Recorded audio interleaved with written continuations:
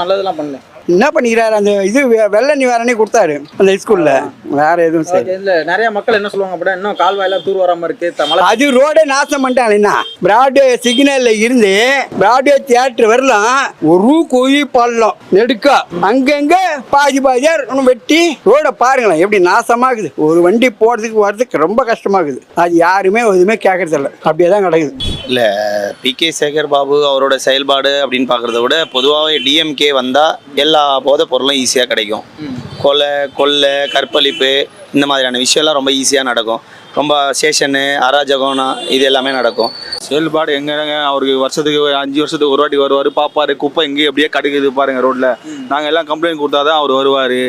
இல்லை கார்பரேஷன் ஃபுல்லாக ரோடெல்லாம் நீங்கள் பாருங்க, உங்களுக்கே தெரியும். டிராஃபிக் எவ்ரி ½ அன் ஹவரில் அந்த 2 வீலர் தூக்குறதுக்கு வண்டி வருது. 2 வீலர் தூக்குறதுக்கு வண்டி வருது. மக்கள் எங்கே வைக்குவாங்க வண்டி? இது என்ன சொல்றதுன்னா வியாபாரி இடம்.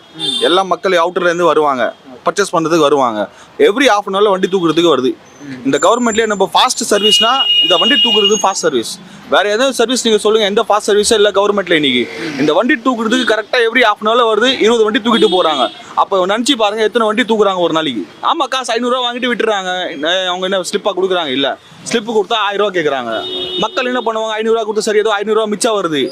அவரோட செயல்பாடு இங்கே சரி கிடையாது சுத்தமாக. ஃபுல்லாக கோயில் சொத்தை ஆக்கிரமிக்கிறது அந்த மாதிரி தான் போயிட்டு இருக்குது. லஞ்சம் ஊழல் அதிகம். நெக்ஸ்ட் டைம் சத்தியமாக ஜெயிப்பாங்கன்னு வாய்ப்பே இல்லை.